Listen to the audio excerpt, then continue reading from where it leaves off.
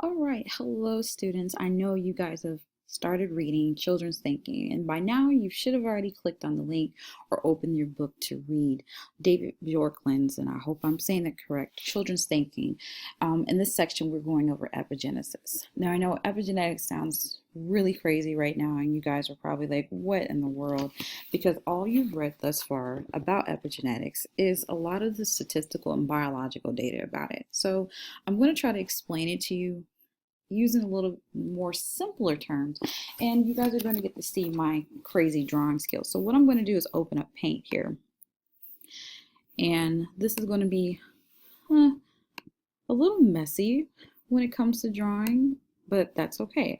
Normally I would have used something on my iPad or something on my iPhone. It's a little bit easier to use, but we're going to use paint today, so you guys can kind of get an understanding of what epigenesis is.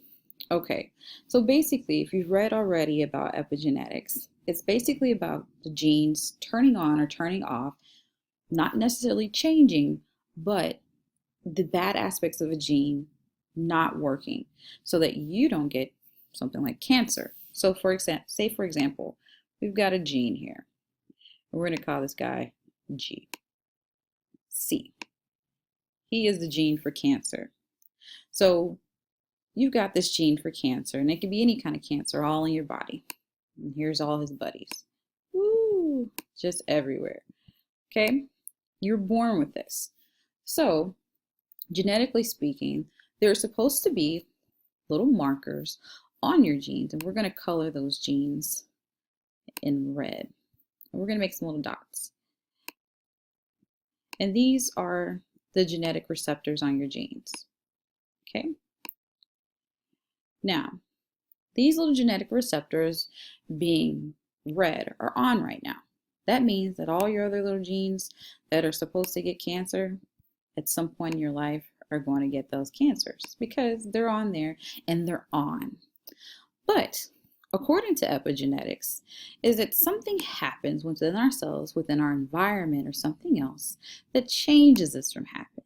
And what happens is certain little cells or whatever you do in your environment, be it you started eating good, you started exercising, you started not having as much stress.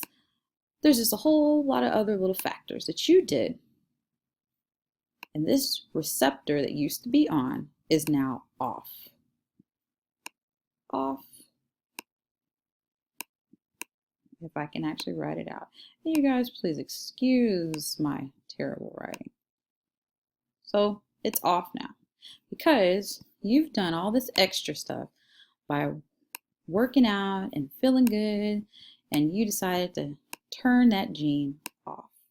So what happens is the gene itself is always going to still be there. So it's still there. So you still have this gene.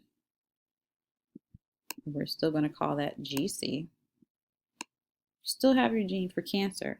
However, now what has happened is after all of your great work, those different receptors that are on that gene that usually make that gene cell go out and mutate other cells is now off. So now, instead of having them on, those little gene cells are floating around and they're not on anymore.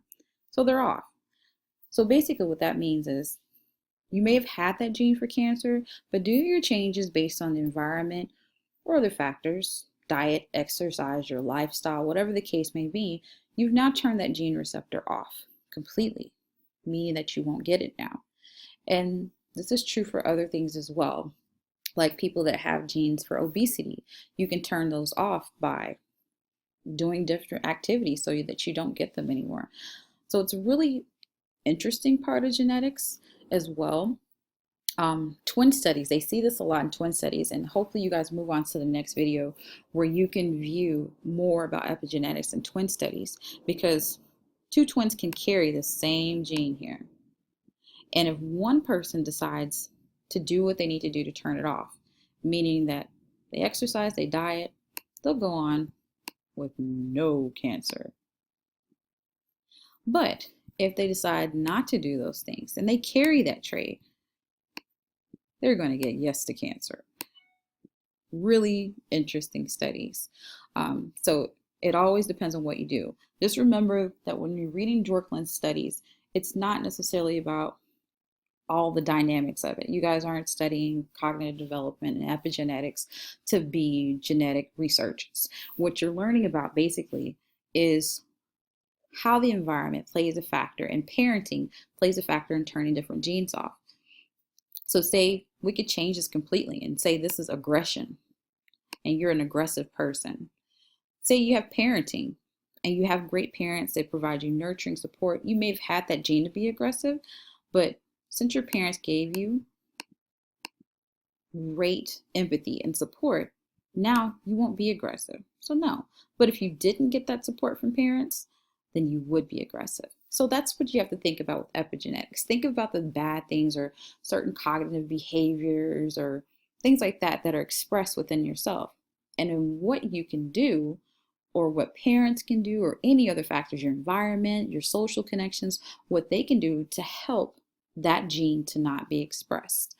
Very, very interesting. So the main thing to also to remember too is by doing this, you're not changing the gene. That gene is still going to be there. These little cancer genes that you see here are always going to be in your body. But how they're expressed is what you're studying in epigenetics. So hopefully that makes a little bit more sense about epigenetics. I know it's still probably a little crazy when you're reading through everything and you're just like, what's going on? But it's a great article. If you're really interested in knowing more about how everything works, I encourage you to also, and I'm going to click out of this, go to the blog page about what on earth is epigenetics. And you can learn more about epigenetics as you go through the site. Learn more about it in 4 steps if you want to know more about the biological processes of it, since his information doesn't really go through it. I encourage you to also read through the videos.